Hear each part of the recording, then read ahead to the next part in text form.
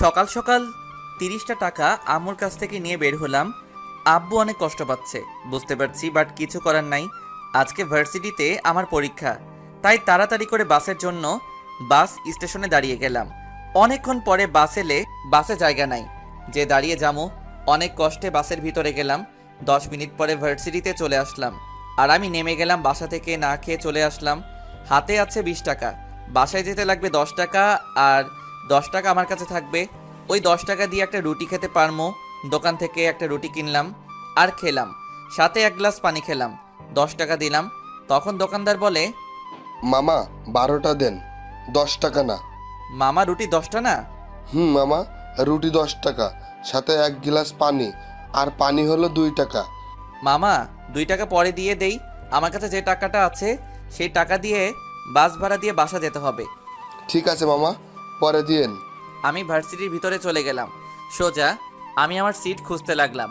1 minute পরে আমি পেয়ে গেলাম। আমি বসে আছি, সিটে সবাই চলে আসলে, কিন্তু আমার সাথে যে লোকটা বসবে সে এখন আসে নাই। স্যারও চলে আসলে খাতা দিবে, তখনই একটা মেয়ে এসে হাজির। সবাই ওই মেয়ের দিকে হ্যাঁ করে তাকিয়ে আছে। দেখতে ঠিক পরীর মতো সুন্দর, বাট এই মেয়ে এখানে কেন? কখনো তো দেখি নাই এই মেয়েকে আমাদের ভার্সিটিতে। তখনই স্যার, আরে আদিবা, ভিতরে আসো। আর সবাই শোনো, ওর নাম আদিবা। আজ থেকে সে তোমাদের সাথে পরীক্ষা দিবে আর সে তোমাদের সাথে পড়বে। যাও, তোমার সিটে গিয়ে বসো। মেয়েটা এসে আমার সাথে বসলে, আমার সাথে বসতেই তার একটু সমস্যা হচ্ছে, তা আমি বুঝতে পারছি। আমার কাপড়গুলো একটু পুরনো টাইপের, তাই আমি মেয়েকে বললাম, হাই, আমি আবির আহমেদ আদি। মেয়েটা ভাব নিয়ে কোনো কথা বলে না। তখন বুঝলাম মেয়েটা বড়লোকের দোলানি, তাই এত ভাব। স্যার খাতা দেওয়া শুরু করলে, সাথে প্রশ্ন। সবাই লিখতে শুরু করলে, আমি আমার মতো করে লিখছি। সবাই এক্সট্রা পেপার নিচে, আমি শুধু তাকিয়ে তাকিয়ে দেখছি আর ভাবছি কি এমন লেখছে তাদের এত এক্সট্রা পেপার লাগে। আমার তো আরও অনেক পৃষ্ঠা বাকি আছে। দেখতে দেখতে প্রায় সময় শেষের দিকে চলে এসেছে। তারপরে গিয়ে একটা এক্সট্রা পেপার নিলাম। একইভাবে ঠিক সময় লিখে পরীক্ষাটা দিলাম। সবাই বের হয়ে সব বন্ধুদের সঙ্গে কত কথা বলছে, বাট আমি বলতে পারছি না, কারণ আমার কোনো বন্ধু নাই। আমার পোশাক দেখে কেউ আমাকে বন্ধু বানাতে চায় না, আর আমিও কারো বন্ধু হতে চাই না। বাসায় আসার জন্য বাসে উঠলাম। 10 মিনিট পরে আমাকে বাসার কাছে নামিয়ে দিলে আমি বাসায় ঢুকি। তখন আমার কলিজার টুকরা বোন আমার কাছে এসে হাজির। ভাইয়া, ভাইয়া, আমার চকলেট কই? সরি কলিজা, আনতে মনে নাই, কালকে আনবো কেমন? আমার কাছে টাকাও শেষ হয়ে গেছিল, যার কারণে চকলেট আনতে পারি নাই। আমি প্রতিদিন ভার্সিটি থেকে আসার সময় চকলেট নিয়ে আসি। আর হ্যাঁ, আমার ছোট বোনের নাম মারিয়া। আচ্ছা। ওই পাগলি, রাগ করিস কেন? বললাম তো সত্যি মনে নাই। তখন আম্মু বলে, আদি, ফ্রেশ হয়ে খেতে আয়। আমি ভাত বাড়ছি, মারিয়া এখানে আয়। আচ্ছা আম্মু, বলে উপরে চলে গেলাম।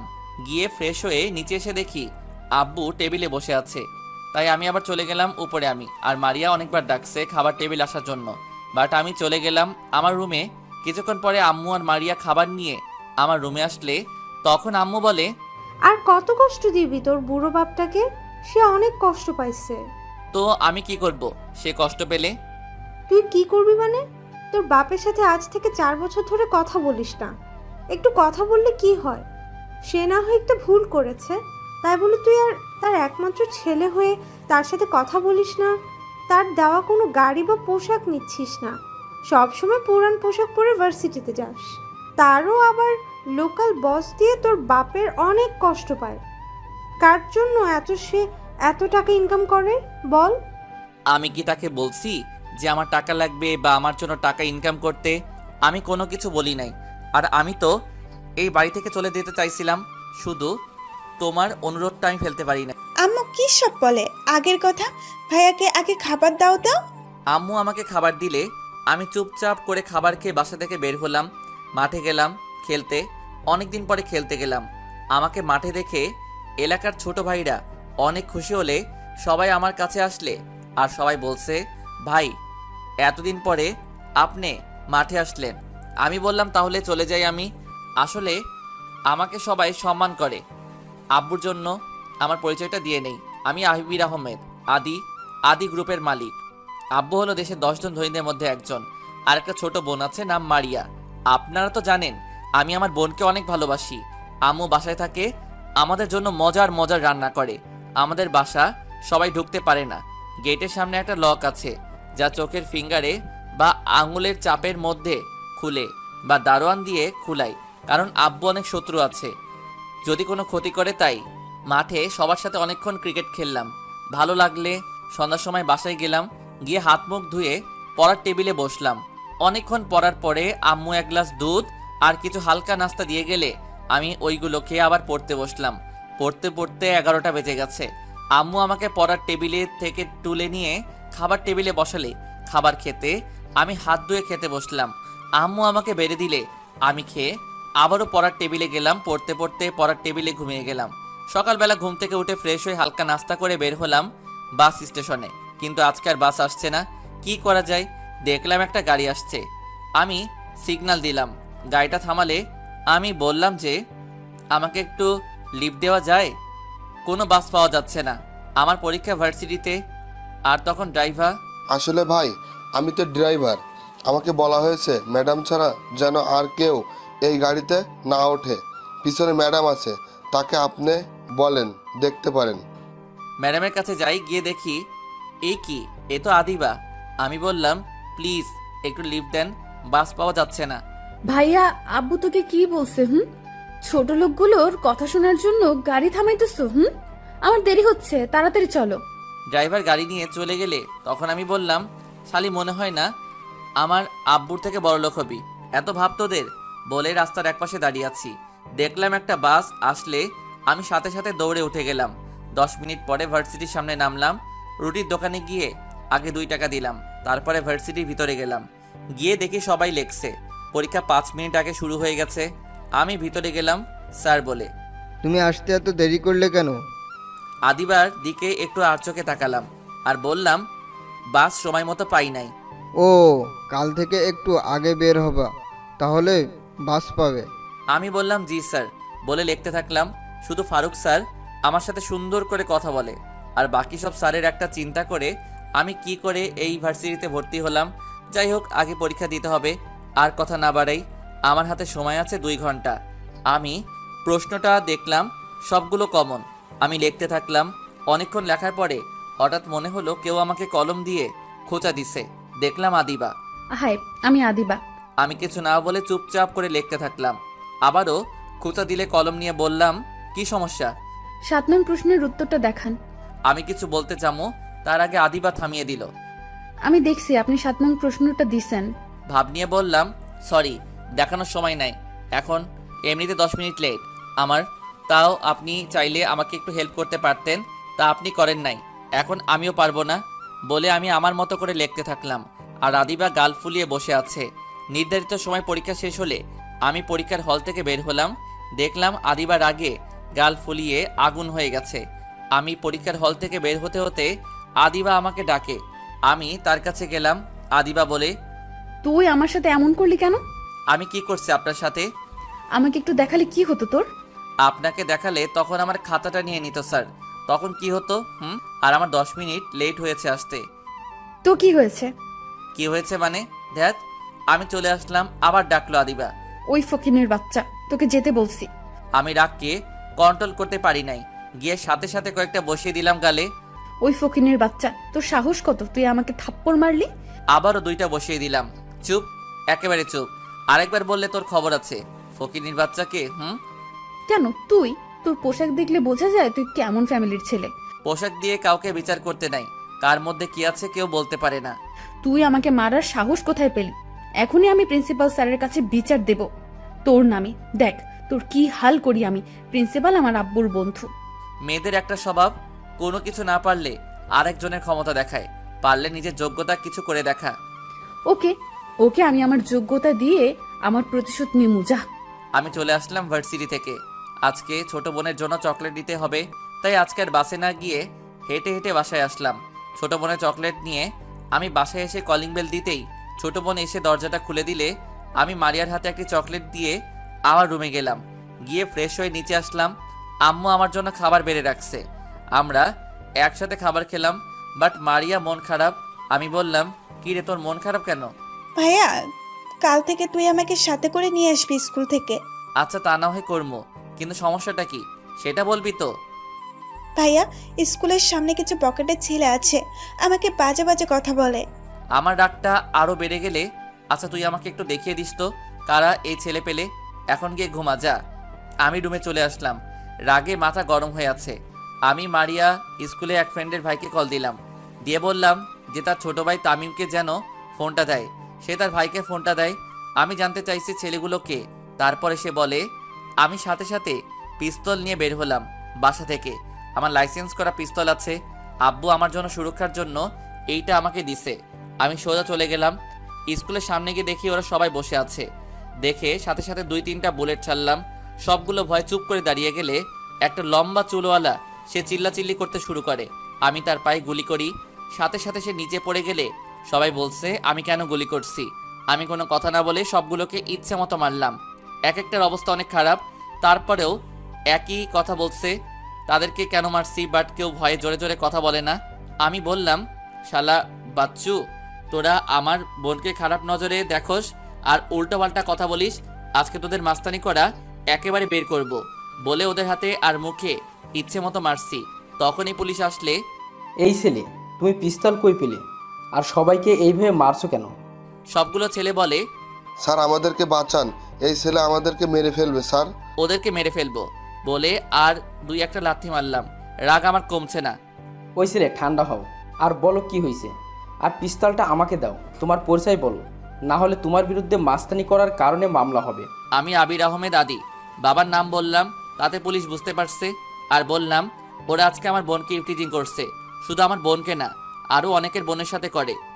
আমার আব্বুকে কল দেয় আর আমার সম্পর্কে বলে, তারপরে আরও অনেক কথা বলে রেখে দেয়। তারপরে পুলিশ বলে, এইগুলো বেঁচে থেকে লাভ নাই, শালাদেরকে রাস্তার মধ্যে মেরে ফেলা দরকার। বলে 2-1টা লাথি দিলে আর আমাকে বলে, আজকে পর থেকে এখানে আর ইফটিজিং হবে না, এখানে 2 করে পুলিশ থাকবে সব সময়। আর তুমি তোমার পিস্তলটা নিয়ে বাসায় যাও আর স্যারকে কিছু বলবেন না। ভাই, যদি স্যারকে বলেন তাহলে আমার চাকরি নাও থাকতে পারে। আব্বুকে কিছু বলবো না, বাট নেক্সট টাইম যদি কোনো মেয়ে ইফটিজিংয়ের শিকার হয় তাহলে তার পরিণতি অনেক খারাপ হবে।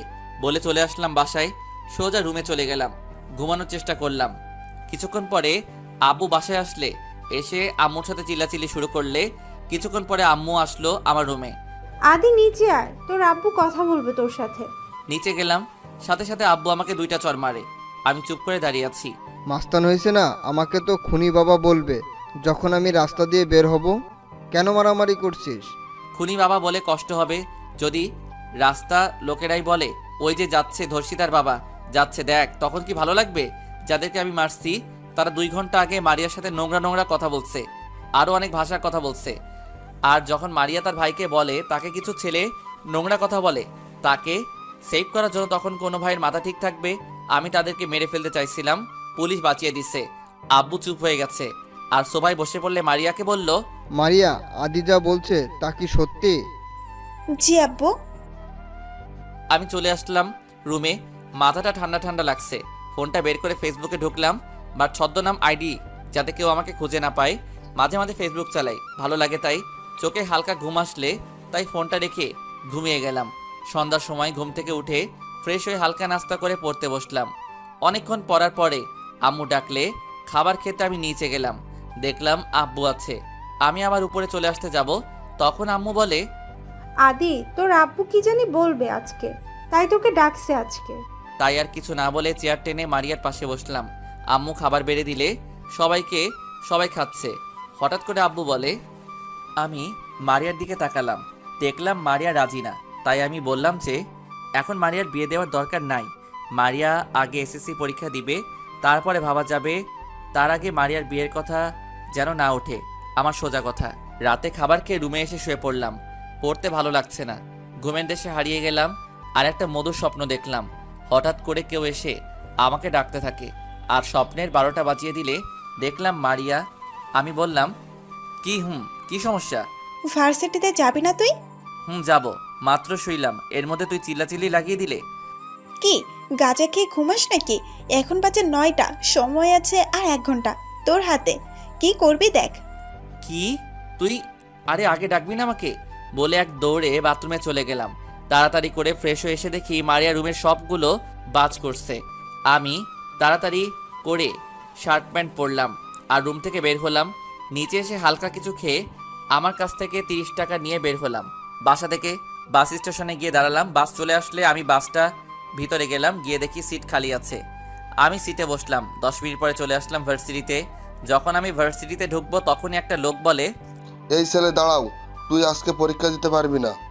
দেখলাম লোকটা পিছে কিছু লোক আছে, দেখে বোঝা যাচ্ছে মাস্তান হবে। আমি বললাম, কেন, কি করছি আমি? তুই কিছু করিস নাই, বাট তুই ভার্সিটিতে যেতে পারবি না, পরীক্ষা দেওয়া লাগবে না তো তুই বরং বাসায় চলে যা। না বড় ভাই, আমি পরীক্ষা দেব। আপনারা যদি এমন করেন তাহলে আমি পুলিশ ডাকবো। আমাকে পুলিশের ভয় দেখাস না? এই নে, পুলিশকে ফোন দে তুই। আমার হাতে ফোনটা দেয়। আমি লোকটা ফোনটার হাতে নেই, দেখলাম আদিবাকে হাসতে হাসতে ভার্সিটির ভিতরে চলে গেলে তার মানে আদিবা এই লোকগুলোকে পাঠিয়েছে।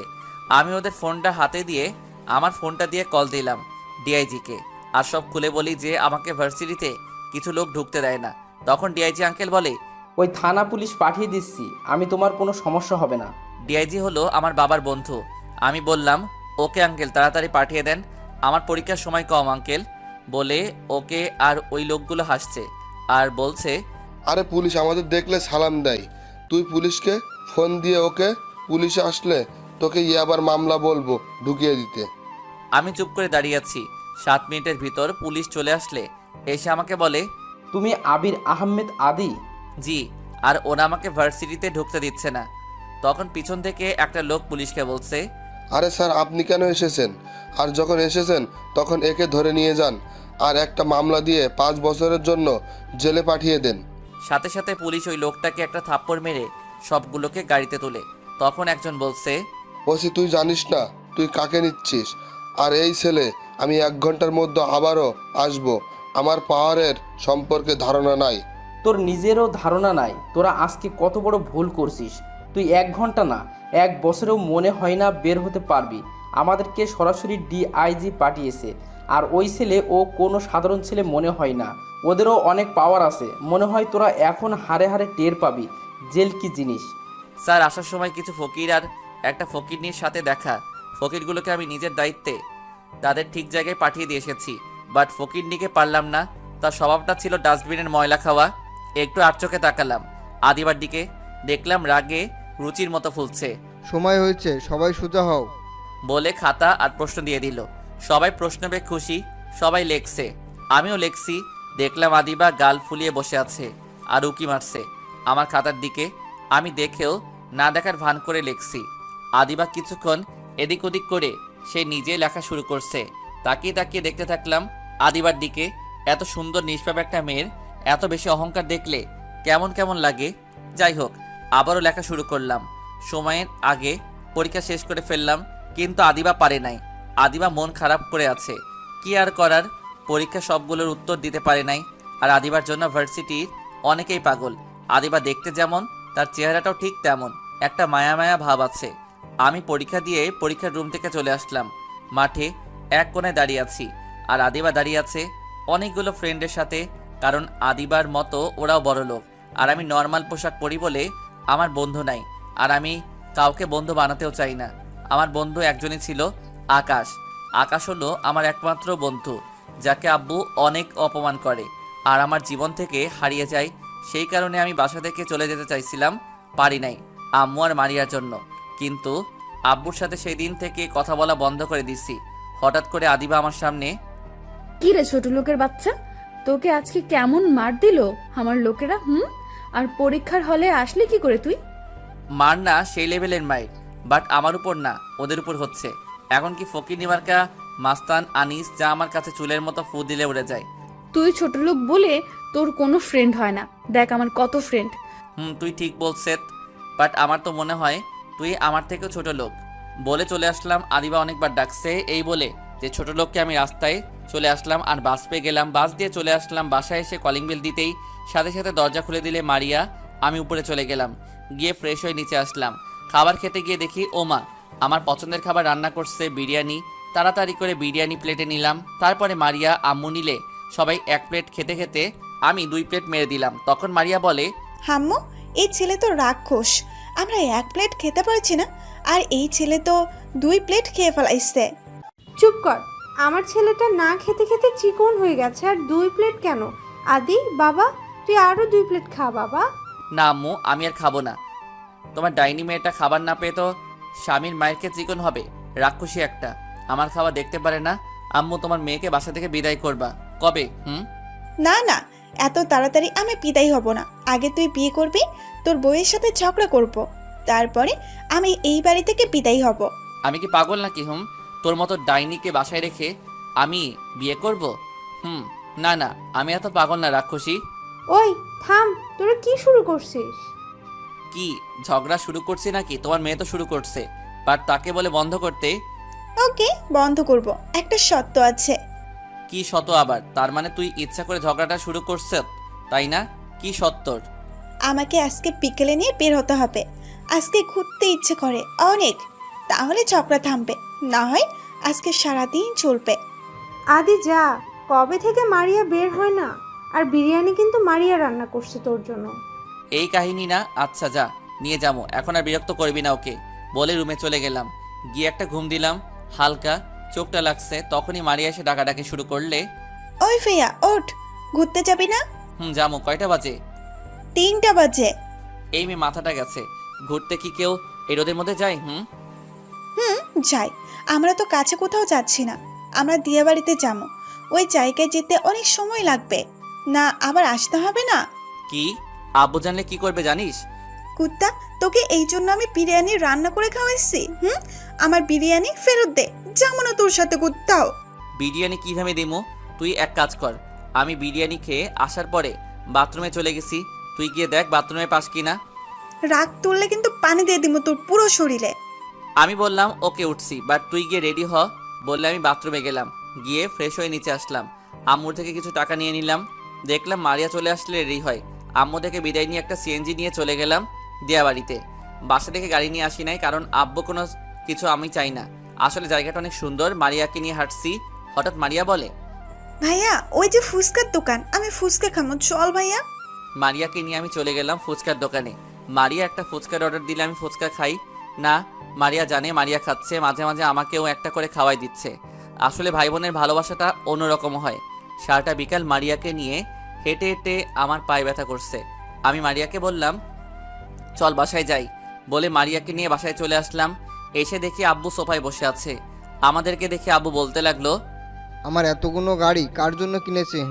বেড়াতে গেলে বাসা থেকে একটা গাড়ি নিয়ে যেতে পারলে না? কাদের জন্য আমি টাকা কামাই করি?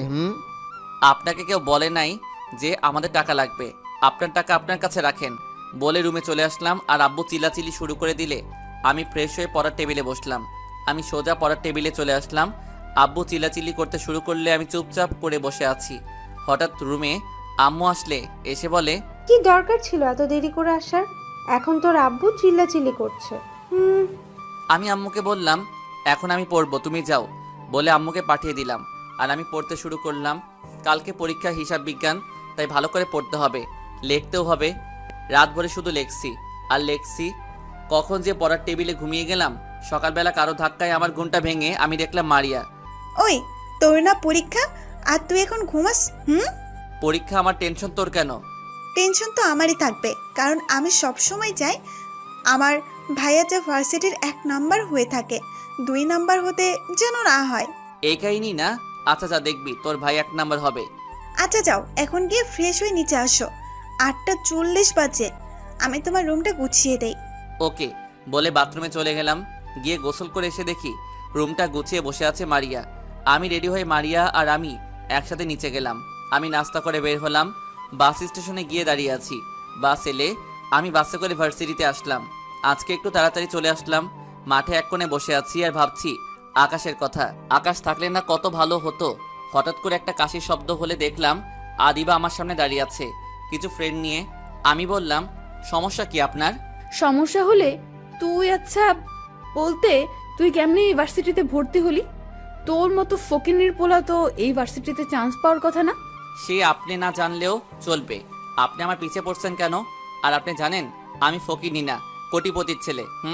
এমনিতে হতে পারে আমার বাবা 10 জনের একজন। হুমা বলে কি এই ফকিনের বাচ্চা? মানুষ রাতে স্বপ্ন দেখে, আর এই ফকিনের বাচ্চা তো দিনের বেলা স্বপ্ন দেখে রে। আমার রাগ চেপে বসলে মাথা, এই মাইয়া শুধু আমাকে ফকিনি বলে। এইটা শুনে আমি ক্লান্ত হয়ে গেছি। আজকে কিছু একটা করতেই হবে। থাপ্পড় দেওয়া যাবে না। একেবারে যখন তার শিক্ষা হয় নাই তার, আর হবেও না। তাই মনে মনে সিদ্ধান্ত নিয়ে ফেললাম, তার ফ্রেন্ডের সামনে তার ঠোঁটে কিস দিয়ে দিলাম। আদিবা অনেক জোরাজোরি করছে ছাড়ার জন্য। আমি শক্ত করে ধরে রাখছি। 30 সেকেন্ড পরে ছেড়ে দিছি আর বললাম, এখন কি করবি? এই ফকিনীর বাচ্চা, তোকে কিস করছে, এখন কি করবি? তোকে তো আমি দেখে নেব। যা যা, পারলে কিছু করে দেখাস। বলে চলে এলাম পরীক্ষার হলে। সময় আছে 10 মিনিট। একা একা বসে আছি। হঠাৎ করে একটা মেয়ে আসলে বলে, হাই, আমি জান্নাতুল ইসলাম ঈশা। আবির আহমেদ আদি। আমরা কি ফ্রেন্ড হতে পারি? না। কেন, কোনো সমস্যা? আদিবা আপনাকে আমার কাছে পাঠাচ্ছে প্রতিশোধ নেবার জন্য, তাই না? আপনার কি তাই মনে হয়? আর আমি কারো হুকুমের চাকর না, ওকে? ফ্রেন্ড হতে হবে না। ওকে ওকে, আপনি রেখে যাচ্ছেন কেন? আমরা এখন থেকে ফ্রেন্ড, ওকে? তাহলে তুই করে বলবি, আপনি না, ওকে? এর মধ্যে আদিবা তার ফ্রেন্ডের নিয়ে চলে আসলে, আর আমি জান্নাতুলকে বললাম, এখন তুই গিয়ে তোর সিটে বস। এক ফকিন্নি আরেক ফকিন্নির খবর রাখে। তখন বলে হাসতে থাকে তার ফ্রেন্ডগুলো। যে মেয়ে ফকিন্নি কিস খায়, সে মেয়ে যে কত বড় লোক তা আমার জানা হয়ে গেছে। তখন আদিবা সাথে সাথে আমার শার্টের কলার ধরে ফেলায়। আরও কিছু একটা বলতে যাবে, এর মধ্যে স্যার চলে আসলো। কি হয়েছে এইসব? স্যার, এই তো ছোট লোকটা আমাকে তোমাকে কি করেছে সে? আমাকে স্যার বলতে পারবো না। যদি বলতে না পারো তাহলে ওকে ছেড়ে আর সোজা হয়ে বসো। আদিবা লক্ষ্মী মেয়ের মতো করে আমাকে ছেড়ে দিল, আর আমি সোজা হয়ে বসলাম। তখন স্যার সবার উদ্দেশ্য করে বলে, এইটা হলো শিক্ষা প্রতিষ্ঠান। এখানে ছোট লোক বড় লোক বলতে কিছুই নাই। এখানে সবাই জ্ঞান অর্জন করার জন্য এসেছে। তুমি বড় লোক বলে আরেকজনকে ঘৃণা করবা তা না, সবাই এখানে মিলেমিশে থাকবা। আর কখন আদির সাথে আদিবা ঝগড়া না দেখিয়ে বলে দিলাম, যদি দেখি তাহলে সত্যি সত্যি দুজনের জন্য অনেক কঠিন শাস্তি আছে। আমি স্যারের কথা শুনে চুপ হয়ে গেলাম। আর এই বজ্জাত মেয়ে থেকে একটু দূরে থাকা ভালো। স্যার পরীক্ষার খাতা আর প্রশ্ন দিলে আমি প্রশ্ন পেয়ে ভালো লাগছে, কারণ আজকে আমার সব কমন পড়েছে। আমি মন দিয়ে লেখা শুরু করলাম। হিসাব বিজ্ঞান। এই টাকা নিয়ে মাথা গরম করে পরীক্ষা দেওয়া যায় না, ঠান্ডা মাথায় লিখতে হয়। জাবেদা ছিল তাই সহজ করে নিলাম, তারপরে নগদ ছিল তাও করে নিলাম, তারপরে খতিয়ান করে নিলাম। বাট খতিয়ান করতে গিয়ে অনেক সমস্যায় পড়তে হয়েছে আমার। পিছে ছিল জান্নাতুল, তাকে বললাম সব কিছু কি ঠিকভাবে দিছে কি না। জান্নাতুল বলে খতিয়ান সমস্যা। আমি জান্নাতুলকে খতিয়ানটা করার জন্য সাহায্য করলাম। এইভাবে সবগুলো উত্তর সুন্দরভাবে করে নিলাম। আর দেখলাম আদিবা কাটাকাটি করা শুরু করে দিছে, আর আমার দিকে আর চোখে তাকায়। চোখে চোখ পড়তেই আমরা দুইজনই চোখ নামিয়ে নিলাম। স্যার যথাসময় সবার খাতা নিয়ে নিলে আমি বের হলাম পরীক্ষার হল থেকে। তখন জান্নাতুল বলে, আদি, মাঠে একটু দাঁড়া, আমি আসছি। ওকে তুই আয়। বলে আমি এক কোণে দাঁড়িয়ে আছি। 2 মিনিট পরে জান্নাতুল আসলে, আমরা দাঁড়িয়ে কথা বলছি। হঠাৎ করে আদিবা চলে আসলে, সাথে তার ফ্রেন্ডরাও আছে। আদিবা বলে, দেখ দেখ, এক ফকিন্নি আরেক ফকিন্নির কাছে আইছে, দেখলে বমি বমি আসে। পমি আমাকে দেখে আসে নাকি অন্য কোনো কাহিনী আছে? পরে তো আবার আমার উপর অন্য কোনো মামলা ঢুকিয়ে দিবে। তখন আদিবা রেগে গিয়ে আমার শার্টের কলার ধরে বলে, কি বলতে চাস তুই? আর ফকিন্নি তো ফকিন্নি, চিন্তা ভাবনা থাকে। ফকিন্নিকে এত অহংকার কিসের তোমার? তুমি দেখতে সুন্দরী, বাবার টাকা আছে বেশি, এই জন্য? তোর বাপের থেকেও আমার আব্বুর টাকা কম না। আর একবার যদি ফকিন্নি কথাটা মুখ দিয়ে বের হয়, তাহলে আমার থেকে খারাপ কেউ হবে না। সাথে সাথে আদিবা চুপ হয়ে গেল। জান্নাতুল, আমি গেলাম। দাঁড়া, তুই এখন এখানে দাঁড়িয়ে আছি কেন? যাও এখান থেকে। ওকে, যাচ্ছি। আরে কি দরকার ছিল ওই মেয়ের সাথে ঝগড়া করার? মেয়েটা একটু বেশি অহংকারী, আর তোকে ফকিনি ফকিনি বলে তাই একটু রাগ হয়েছে। আচ্ছা, তোর বাসায় কি কে আছে রে? আর থাকিস কোথায়? কেন রে, জেনে কি করবি? আরে বল না শুনি। আম্মু আব্বু ছোট বোন আর আমি। তোর কে কে আছে? আম্মু আব্বু আর আমি। কি করে আঙ্কেল? আদি গ্রুপ মেসেঞ্জার পদে আছে। তোর আব্বু কি করে? কাজ করে। তোর বাসা কোথায়? ঠিকানা আপনাদেরকে বললাম না? তোর কোথায়? এই ঠিকানাটা আমাদের। ভালো, এখন চল বাসায় যেতে হবে। ওকে চল, আমি একটা রিক্সা নিয়ে তোকে নামিয়ে দিয়ে আসি, কেমন? এই না না না, আমি যে একাই যেতে পারবো, বরং তুই ঠিকঠাক বাসায় যা, কেমন? ওকে, বাট তোর ফোন নাম্বারটা আমাকে দে। 0140686। ওকে, এখন আমি আসি। বলে জান্নাতুলের থেকে বিদায় নিয়ে চলে আসলাম বাসে করে আমার ভার্সিটির সামনে। দাঁড়িয়ে পড়ে আমি বাসে করে বাসার সামনে চলে আসলে টাকা দিয়ে গাড়ি থেকে নামলাম। গেট খুলে নিলাম। দরজায় কলিং বেল দিতেই আম্মু দরজা খুলে দিলে। আমি বললাম, তুমি কেন? আম্মু, মারিয়া কই? মারিয়া কি স্কুল থেকে আসে নাই? মারিয়া তো স্কুল থেকে ওই কখন এসেছে, কিন্তু সে তার রুমে মন খারাপ করে বসে আছে। কেন, কি হয়েছে ওর? কি জানি, কিছু বলছে না আমাকে। আম্মু, তুমি জানতে চাইবে না কি হয়েছে? দেখ, আমি যাচ্ছি ওর কাছে, তুমি খাবার সাজো টেবিলে। বলে মারিয়ার রুমে গেলাম। গিয়ে দেখি মারিয়া চুপচাপ করে খাটের এক কোণে বসে আছে। আমি বললাম, কি হয়েছে আমার রাক্ষসী বোনটাকে? কে কি বলেছে? কি হয়েছে মারিয়া, আমাকে বল বোন আমার। মারিয়া আমাকে জড়িয়ে ধরে কেঁদে দিল। আরে আরে, আমার বোনটা কাঁদে কেন? কে কি বলছে বল আমাকে। ভাই, আজকে না সোহান নামের একটা ছেলে আমাকে প্রপোজ করছে। আমি রাজি হই নাই বলে আমাকে বলছে কালকে যদি আমি স্কুলে যাই আর ওর প্রপোজটা গ্রহণ না করি তাহলে নাকি আমাকে সে সবার সামনে অপমান করবে। সোহানটা কে আমাকে একটু বলতো। আমাদের স্কুলের সভাপতির ছেলে, অনেক বখাটে। আচ্ছা, এই জন্য তোর মন খারাপ, তাই না? আচ্ছা চল, এখন খাবার খাবি, ঠিক আছে? পরে দেখছি কি করা যায়। তুই খাবার টেবিলে যা, আমি ফ্রেশ হয়ে আসছি। আমি যাচ্ছি, তুমি আসো। আর আমার চকলেটটা কই?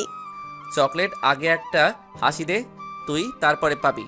সবসময় কি হাসি আসছে নাকি? কিন্তু চকলেটের জন্য হলেও জোর করে হাসি দিতে হয়। আমি সেটা জানি। তোর হাসিটা দেখলে আমার ভালো লাগে বোন। তুই সবসময় এভাবে হাসি খুশি থাকবি, কেমন? আর এই নে তোর চকলেট। ভাইয়া, আমি নিচে যাচ্ছি, তুমি আসো। আমি বললাম আসছি বলে আমার রুমে গেলাম। গিয়ে দেখে একটা কল আসলে কলটা কেটে আমার এক বন্ধুকে কল দিলাম। তার বাসা মারিয়ার স্কুলের সাথে। আমি বললাম, বন্ধু, সোহানের সম্পর্কে কিছু বলবি আমাকে? কেন, কি হয়েছে একটু বলবি আমাকে? তেমন কিছু না। সোহান একটা বখাটে ছেলে, শুধু মেয়েদের পিছন পিছন ঘুরে আর প্রপোজ করে। রাজি না হলে মেয়েটার ইজ্জত হারাতে হয়। বাপের ক্ষমতা, টাকা আর পুলিশ, এইটার কারণে তাকে কেউ কোনো ক্ষতি করতে পারে না। ওকে বন্ধু, ধন্যবাদ তোকে, বাই। একটু বিজি আছি, পরে কথা বলবো বলে কলটা কেটে দিলাম। বন্ধুর সাথে কথা বলার কারণটা হলো সোহানের ক্ষমতা সম্পর্কে জেনে নিলাম। আমাদের থেকে পাওয়া কম আছে। এর মধ্যে ফোনটা বেজে ওঠে। আমি রিসিভ করি। ওপাশ থেকে একটা কণ্ঠ ভেসে আসছে। কুত্তা, বান্দর, হনুমান, শয়তান, আমার ফোনটা কাটলি কেন? আরে কে আপনি? আমাকে বকছেন কেন? তোকে খুন করে ফেলবো, শয়তান পোলা। আরে আজব, কে আপনি? আগে নাম বলেন। এর মধ্যে মারিয়ার ডাকাডাকি। ভাইয়া, খেতে আয়। আমি এখন খাবো না, বাই। আরে আরে শোন, আমি জান্নাতুল। আরে খাচ্ছর মেয়ে, তুই আমাকে বকছিস তাই না? আচ্ছা দোস্ত, আমি আগে খেয়ে আসি, কেমন? ওকে যা, খেয়ে এসে আমাকে একটা কল দিবি, কেমন? বলে খেতে গেলাম। গিয়ে দেখি মারিয়ার আম্মু বসে আছে আমার জন্য। সবার সাথে খেয়ে এসে আমি একটা ঘুম দিলাম। সন্ধ্যার সময় ঘুম থেকে উঠে দেখি অনেকগুলো কল। জান্নাতুলের সাথে সাথে ব্যাক করলাম। সরি। রাখ তো সরি, তোকে যে বললাম কল দিবার জন্য, তার কি হলো? তুই কল দিছিলি আমাকে? তুই কল দিছিলি আমাকে? সরি রে, আমি ভুলে গেছিলাম, তাই সরি বললাম রে। ওকে। আর শোন, কালকে আমার সাথে দেখা করতে পারবি বিকেলে? ওকে, পারবো। কখন কোথায় আসতে হবে? আমি বলে দেবো তোকে। ওকে, বাই। তারপরে আমি চলে গেলাম আমাদের বাসার ছাদে। বিকালটা কাটালাম ছাদে, ভালো লাগলো। সন্ধ্যার সময় রুমে আসলাম। কাল থেকে ভার্সিটি বন্ধ কিছুদিনের জন্য, তাই রুমে ঘুমানোর চেষ্টা করছি। তখন আম্মু আসলে এসে বলে নাস্তা খেয়ে যেতে। আমি চলে গেলাম নাস্তা করতে। নাস্তা করে এসে বললাম আমাকে যেন আর ডাক না দেয়, বলে চলে আসলাম। রুমে এসে একটা ঘুম দিলাম। এ কি, একেবারে সকালে মারিয়ার ডাকে ঘুম ভেঙে গেলে মারিয়াকে নিয়ে স্কুলে যাব। মারিয়াকে নিচে পাঠিয়ে আমি রেডি হলাম, সাথে পিস্তলটাও নিলাম। আম্মুর কাছ থেকে কিছু টাকা নিলাম। মারিয়াকে নিয়ে স্কুলে আসলাম। বললাম তুই আগে যা, দেখবো ছেলেটা কে। ওকে। মারিয়া ঢুকলে আমি তার পিছু পিছু ঢুকলাম। আমি একটা সাইডে দাঁড়িয়ে আছি, মারিয়ার দিকে তাকিয়ে আছি। হঠাৎ করে একটা ছেলে মারিয়ার হাত ধরে ফেলায়। আমার তো রাগে মাথাটা আগুন হয়ে গেলে, আমার হাতের কাছে একটা লাঠি ছিল। দৌড়ে গিয়ে যে হাত দিয়ে মারিয়া হাত ধরে রাখছে, সেই হাতের মাঝে একটা বাড়ি দিতেই সে একটা চিল্লানি দিয়ে নিচে পড়ে গেলে আমি তাকে ইচ্ছে মতো মারলাম। স্কুলে সবাই আমার দিকে তাকিয়ে আছে। কোথা থেকে যেন কিছু লোক আসলে আমি পিস্তলটা হাতে নিয়ে একটা ফাঁকা আওয়াজ করতে সবাই চুপ হয়ে গেছে। সোহান ছেলেটাকে মারার পরে কিছুক্ষণ পরে একটা লোক আসলে আর সাথে পুলিশ লোকজন এসে সোহানকে বাবা বাবা বলে বুকে টেনে নিলে, আর আমাকে পুলিশ ধরে সাথে সাথে স্কুলের ভিতরে চলে আসলে আরেকজন। আর সে হলে কিছুক্ষণ পরে একটা লোক আসলে আর সাথে পুলিশ লোকটাকে এসে সোহানকে বাবা বাবা বলে বুকে টেনে নিলে আর আমাকে পুলিশের হাতে ধরিয়ে দিল। এই বলে যে আমি নাকি মাস্তানি করি, চাঁদাবাজি করি, আরও অনেক কিছু বলে। তখন সাথে সাথে পুলিশের আরও গাড়ি চলে আসলো। আমার রাগ কমেছে না শালা, আমার বোনের হাত ধরা পুলিশের হাতে থাকা অবস্থায় আরে দুই একটা লাথি মেরে দিলাম। তখন পুলিশ আমাকে মারতে যাবে, ঠিক তখনই ডিআইজি চলে আসলে আর জোরে বলে, থাম। আরে স্যার, আপনি এখানে বুঝতে পারছি। এই মাস্তানকে ধরার জন্য এসেছেন তাই না? সমস্যা নেই স্যার, ওকে আমরা ধরে ফেলেছি। চুপ করো, তোমাকে কে পুলিশের চাকরি দিচ্ছে? কেন স্যার, আপনি জানেন না আমাদেরকে সরকার চাকরি দিচ্ছে স্যাসরাদের ধরার জন্য? ডিআইজি আঙ্কেল বলে, তুমি কাকে ধরেছো? সে মাস্তান। এর মধ্যে আরও কয়েকটা গাড়ি ঢুকলে স্কুলে দেখে বুঝে ফেলাইছি আব্বু এসেছে। আর ডিআইজি আঙ্কেলকে আব্বু পাঠাইছে। আব্বু গাড়ি থেকে নামতে পুরো স্কুলের মানুষের ভিড় পড়ে গেছে। আর যে পুলিশ আমাকে ধরে রাখছে সেই পুলিশ আমার হাত ছেড়ে দিয়ে আব্বুর কাছে চলে গেলে সেফটের জন্য আমি সেই সুযোগে সোহানকে আরও মারতে থাকলাম। আমার সব রাগ তার উপরে মিঠালাম। শালা আর সোহানের আব্বু এসে আমাকে ধরে রাখছে, মারতে দিচ্ছে না। আর আবার সেই পুলিশ এসে আমার হাত ধরতে যাবে, তখনই ডিআইজি আঙ্কেল এসে পুলিশ অফিসারকে দুইটা চড় মারে। স্যার, আমাকে মারলেন কেন? মাস্তানটাকে ধরবো না? ধরবেই তো, চাকরি থাকলে তো তুমি ধরবে, তাই না? ভালো লোক হয় মাস্তান আর মাস্তান হয় ভালো লোক। শুধু টাকা থাকলে, তাই না? এতক্ষণ যাকে স্টেপ করার জন্য ওই জায়গায় গিয়েছিলাম তার ছেলে হলো এই আদি চৌধুরী, আর সেই এই মাস্তান। না, মার খাওয়া লোকটা হয় ভালো লোক, সে সবসময় মেয়েদেরকে ইপটিজিং করে। আর আজকেও এই মামুনি যে এই দিকে আসতেছে, মারিয়া যায় তখন বলে এই হলো আদি, ছোট বোন মনে হয়। ওই যে যাকে স্টেপ করার জন্য গিয়েছিলাম তার মেয়েকে আজকে এই মেয়ের সর্বনাশ হয়ে যেত।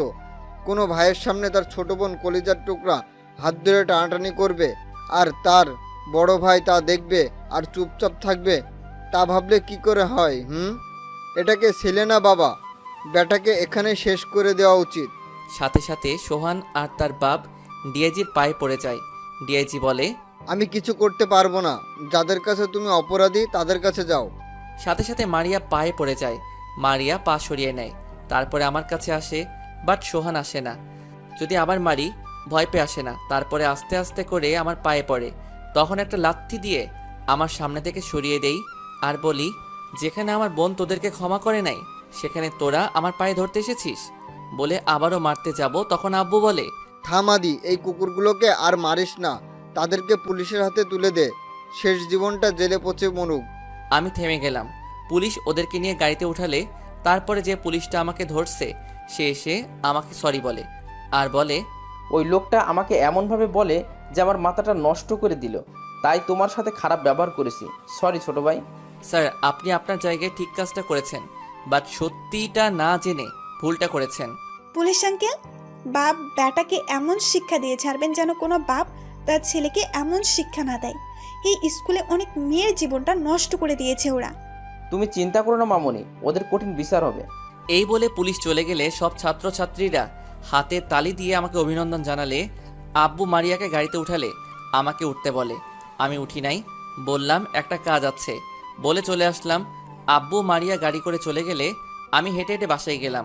বাসায় ঢুকতেই আব্বু চিল্লাচিল্লি। আদি, দাঁড়া। কি বলো?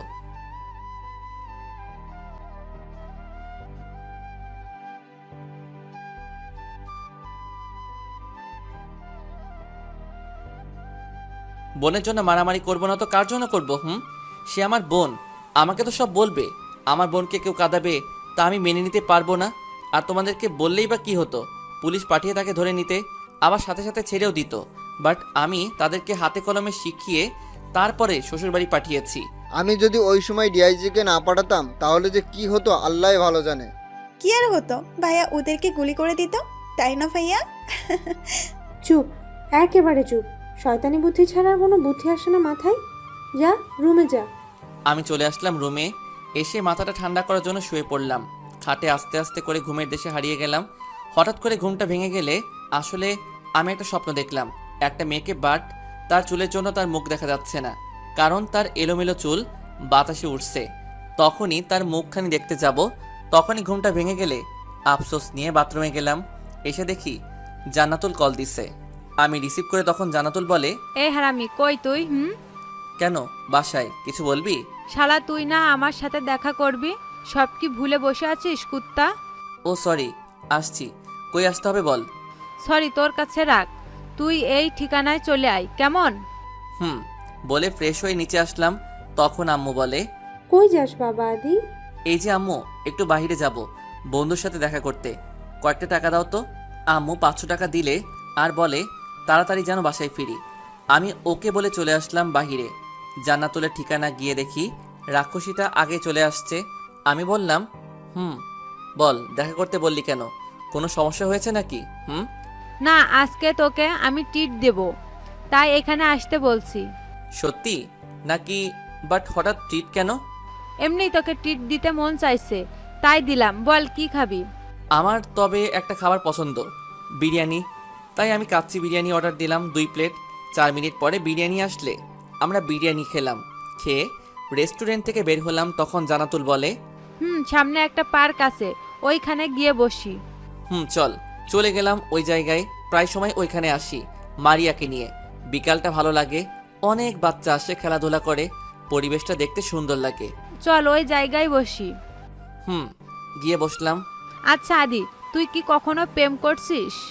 না রে, এইসব প্রেম ভালোবাসা আমার ভালো লাগে না। তুই করছ? না, তবে একটা ছেলেকে আমার খুব ভালো লাগে, বাট ভয় বলতে পারছি না। কি ছেলে না কি? আর তুই ভয় পাস? তোর তো অনেক সাহস। ভালো লাগলে বলে ফেল, আর না হয় পরে আর বলতে পারবি না। আচ্ছা, ছেলেটার নাম কি রে? তখন জান্নাতুল নামটা শুনে আমার মনটা কেমন কেমন যেন করতে শুরু করে দিল। জান্নাতুল যে নামটা বলে সেই নামটা হলো আকাশ। আমার বন্ধুর কথা মনে পড়ে গেল, আমার মনটা খারাপ হয়ে গেল। তখন জান্নাতুল বলে, কি রে, কি হয়েছে তোর আবার? কিছু না। আচ্ছা চল আর বাসায় চলে যাই। কেন, তোর কি ভালো লাগে না? কি হয়েছে বল তো আমায়। আরে কিচ্ছু হয় নাই। আচ্ছা, সামনে তো 14 ফেব্রুয়ারি আসছে, তখন তাকে তুই প্রপোজ করে দিবি কেমন? আমি একটা মেয়ে হয়ে তাকে প্রপোজ করব, সে করতে পারে না?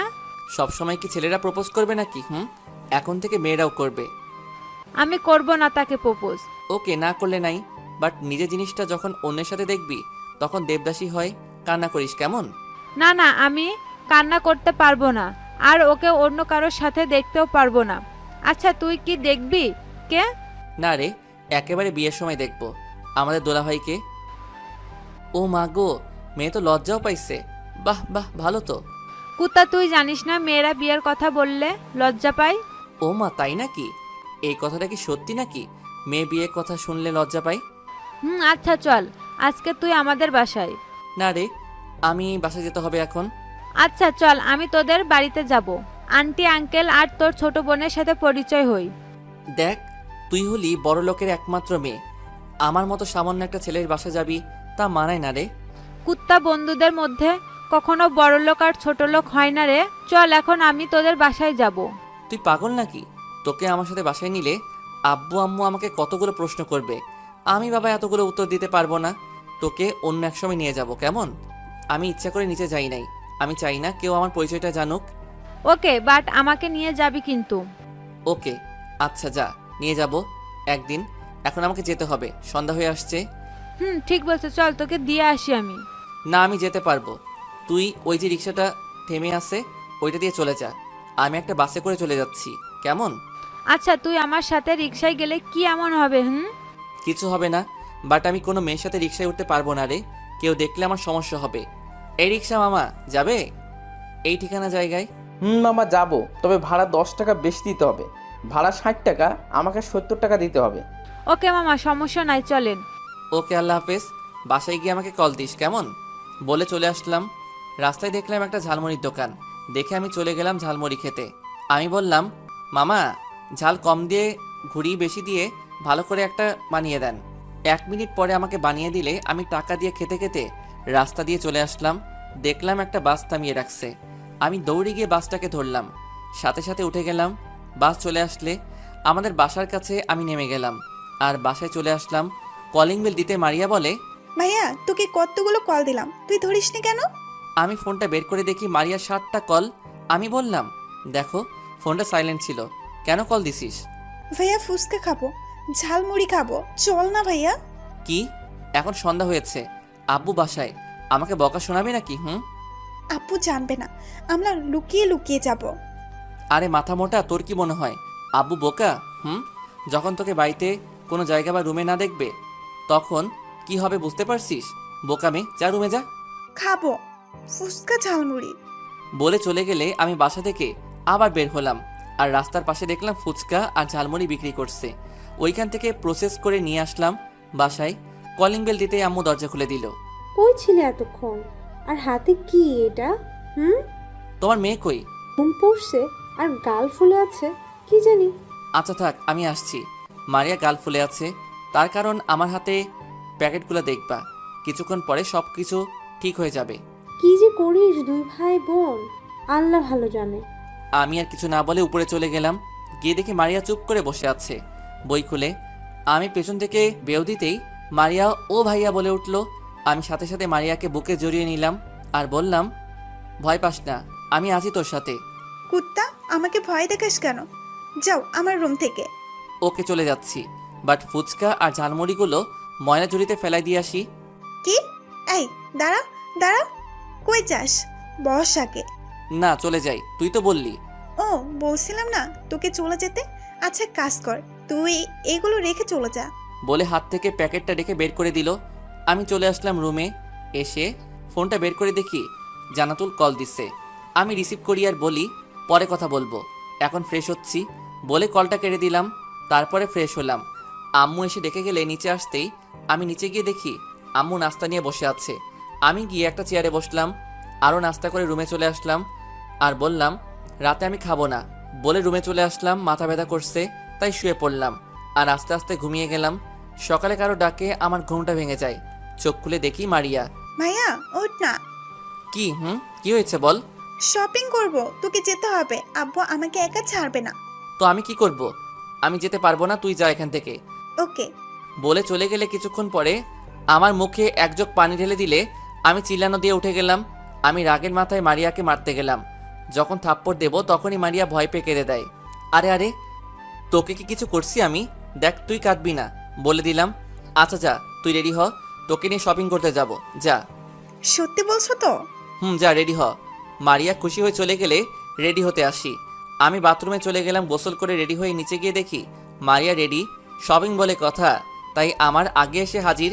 হালকা নাস্তা করে নিলাম আর মারিয়াকে বললাম, টাকা নিছত? মারিয়া বলে কার্ড দিচ্ছে। এখন আম্মুকে বিদায় দিলাম। একটা সিএনজি নিয়ে মার্কেটে চলে আসলাম। মারিয়ার সাথে শপিং কমপ্লেক্সে ঢুকলাম। 1 ঘন্টা ধরে ঘুরছে, বাট কোনো কিছু কিনে নাই মারিয়া নাকি কোনো কিছু ভালোই লাগে না। আমি বললাম, দেখো মারিয়া, আমার আর ভালো লাগে না। তুই যদি এভাবে ঘুরতে থাকিস আমি তোরে রেখে চলে যাব। কিন্তু রাগ হচ্ছে মারিয়া। কি করব, পছন্দ হচ্ছে না তো। তাহলে আম্মুর সাথে শপিং করতে আসবি। এখন চল বাসায়। এই না না না, সত্যি এবার কিনবো। বলে একটা দোকানে গেলাম। দেখতে দেখতে মারিয়া একটা ড্রেস পছন্দ হয়েছে। ওই ড্রেসটা মারিয়া কিনে ফেলে।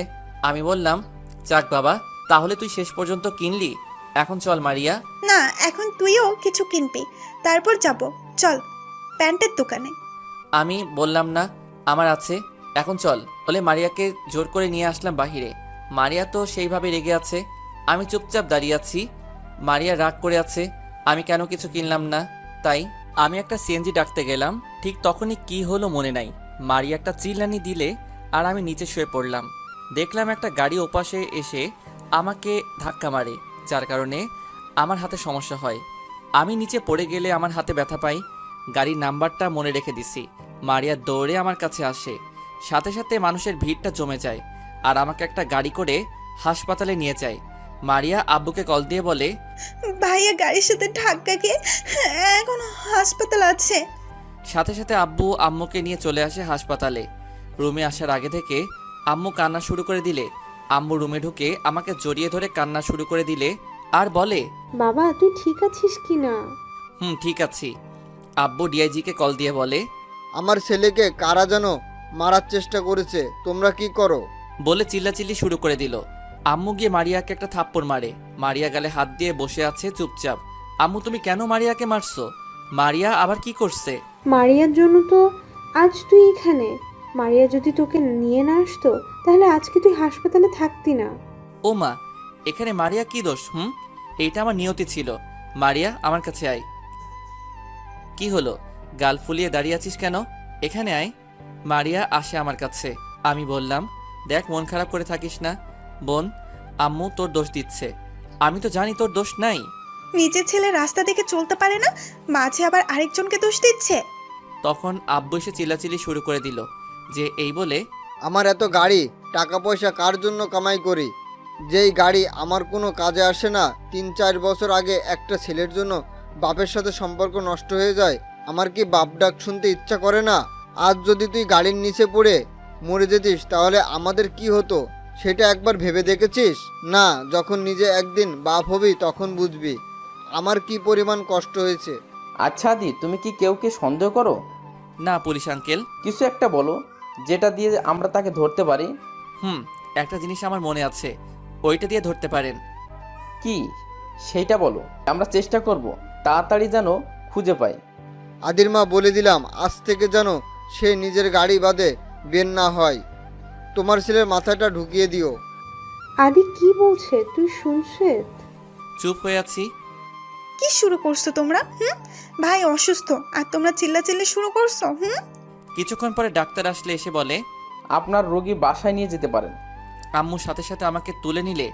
একদিকে আম্মু, আরেকদিকে আব্বু, আর মারিয়া মাঝখানে। আব্বু আমাকে শক্ত করে ধরে রাখছে আর আম্মু অন্য দিক দিয়ে ধরে রাখছে। আসলে আজ বুঝলাম আব্বু আম্মু যে কি পরিবার ছাড়া বেঁচে থাকা মানে হয় না। আব্বুর উপর যে রাগ ছিল সেই রাগটা আমার কমে গেছে। আমাকে গাড়িতে ওঠানো হলে একপাশে আম্মু, আরেক পাশে মারিয়া আর আব্বু সামনের সিটে। ঠিক মতো রাস্তা পার হতে পারিস না তুই? পারি তো, বাট কখন যে কি হয়ে গেল আমি বুঝে উঠতে পারি নাই। বুঝবে কি করে? বুঝতে হলে চোখ কান খোলা রাখতে হয়। আবারও ভাইয়াকে বকা দিচ্ছ তোমরা? চুপ থাক, বেশি কথা বলিস কেন তুই? কিছুক্ষণ পরে আমি বাসায় চলে আসলাম। আমাকে আমার রুমে দিয়ে আসলে আমি শুয়ে পড়লাম। হঠাৎ করে মনে পড়লো আমার ফোনের কথা। আমি সাথে সাথে মারিয়াকে ডাকলাম আর বললাম আমার ফোন।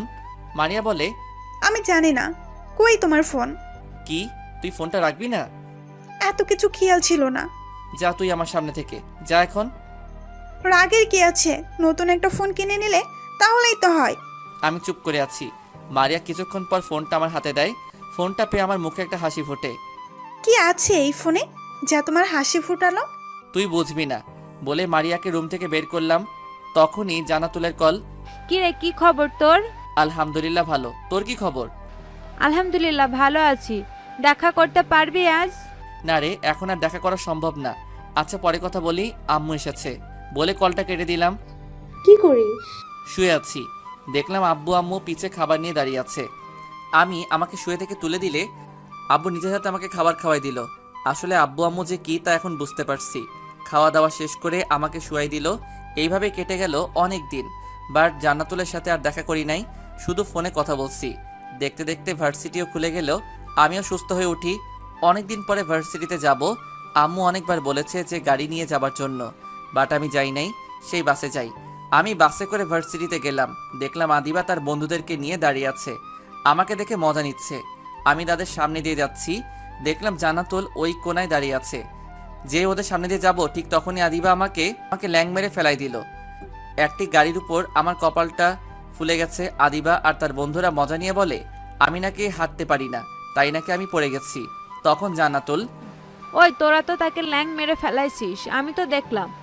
জান্নাতুল আমার কপালটা দেখে সাথে সাথে আমার কাছে এসে বলে, আদি চল, তোর কপালটাই বরফ দিতে হবে। চল বলে গাড়ি কালারের দিকে নজর গেছে, সাথে গাড়ির নাম্বারের দিকেও গেল। সাথে সাথে রাগটা বেড়ে গেল। আমি বললাম, জান্নাতুল আমি যাব না, তুই একটু দূরে যা। কেন আবার কি হয়েছে তোর? দেখে তো মনে হচ্ছে রেগে আছিস এই গাড়িটার সাথে। আরে গাড়ি দেখে লাভ নাই, এমন গাড়িতে উঠে কখনো পারবি না তুই। জান্নাতুল ওই যে লাঠিটা আমাকে একটু এনে দে প্লিজ। ওকে এনে দিচ্ছি, বাট কি করবি?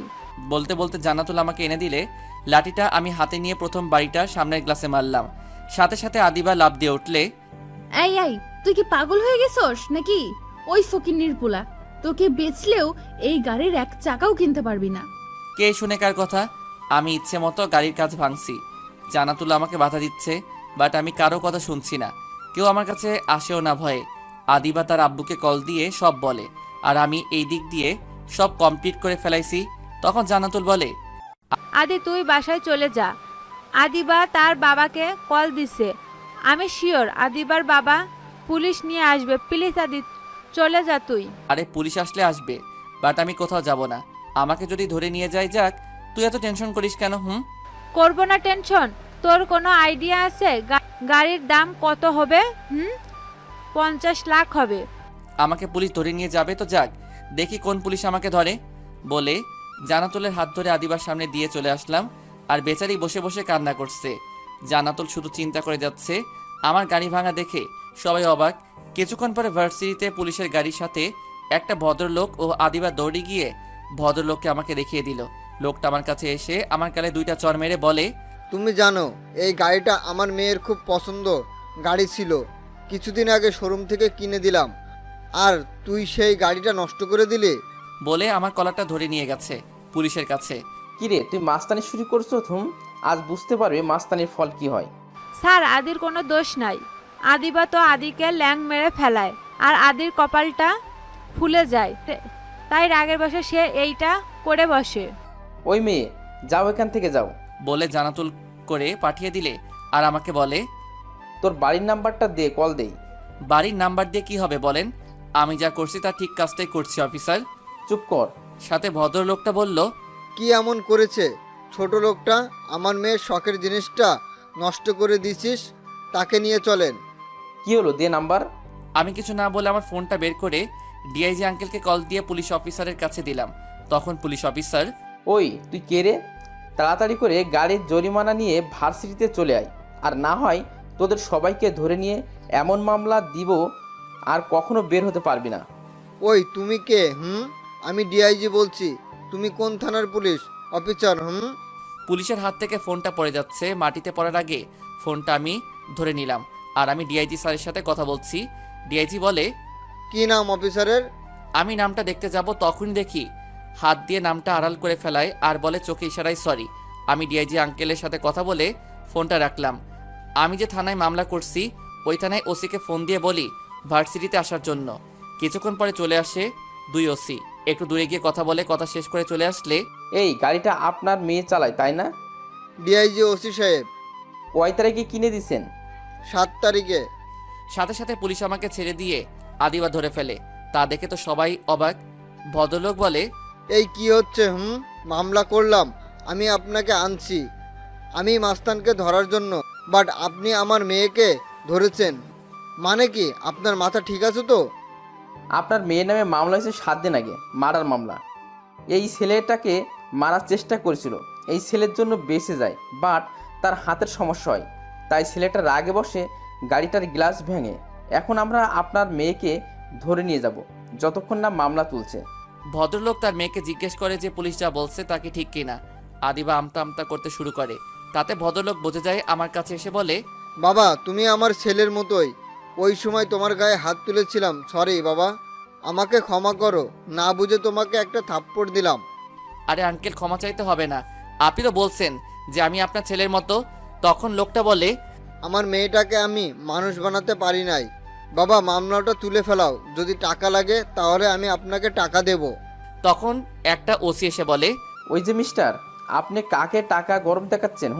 জানেন কে উনি, কার ছেলে?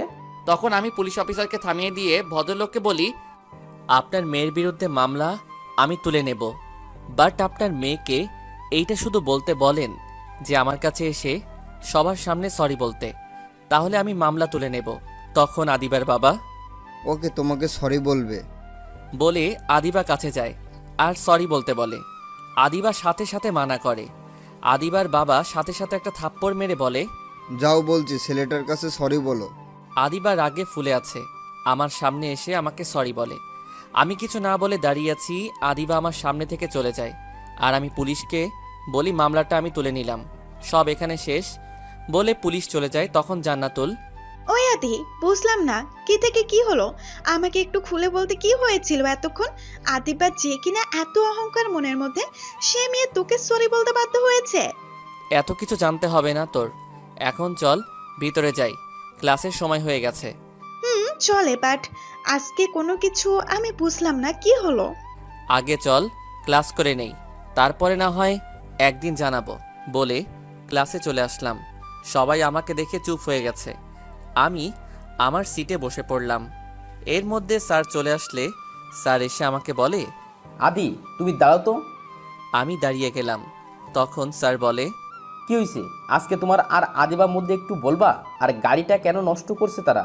স্যার পরীক্ষা যেদিন শেষ হয় সেই দিন আমাকে একটা গাড়ি ধাক্কা মারে। তখন ক্লাসের সবাই অবাক। তখন আমি আবারও বলতে থাকলাম, যখন আমাকে ধাক্কা মারে তখন আমি অল্পের জন্য বেঁচে যাই, বাট আমার হাত মচকে যায়।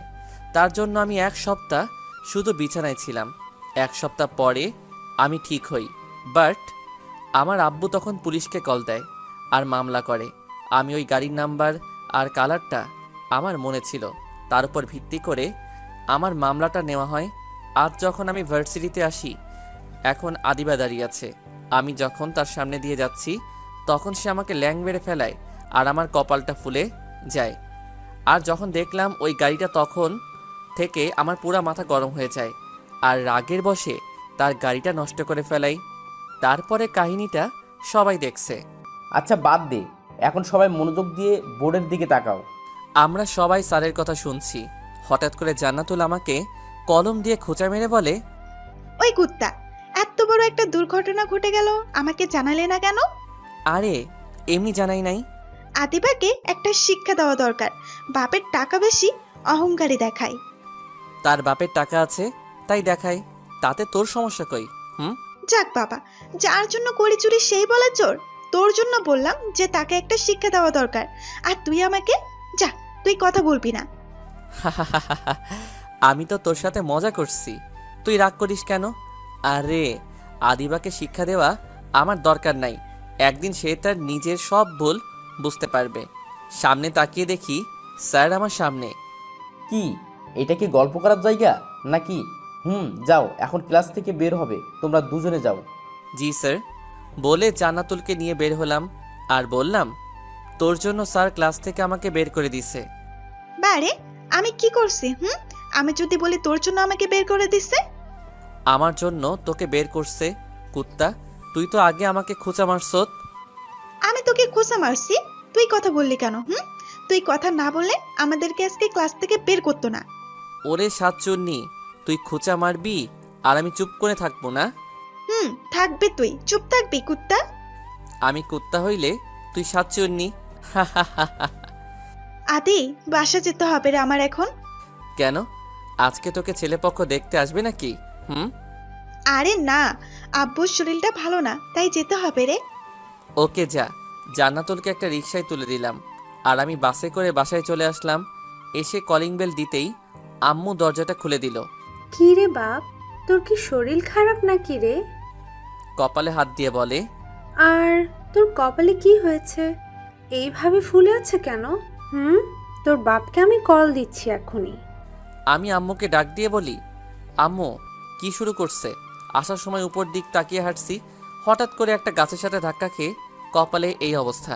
সত্যি বলতে জানি না আম্মু কি করতো, আর আব্বু জানলে ওই মেয়ে আর বাপকে ধরে নিয়ে আসতো আর কি করতো আল্লাহ জানে। কপালেটা না হয় গাছের সাথে ধাক্কা খেয়ে এমন হলো, বাট গালটা কেমন কেমন যেন হয়ে আছে, মনে হয় তোকে কেউ চর মারছে। আমি তোমার একমাত্র পোলা, তাই তুমি একটু টেনশন করছো বেশি আম্মু। আচ্ছা মারিয়া কি স্কুলে গেছে নাকি আম্মু? আরে না, কাল থেকে মারিয়া পরীক্ষা শুরু, সে পড়ছে। আর তুই কাল থেকে মারিয়াকে নিয়ে যাবি, কেমন?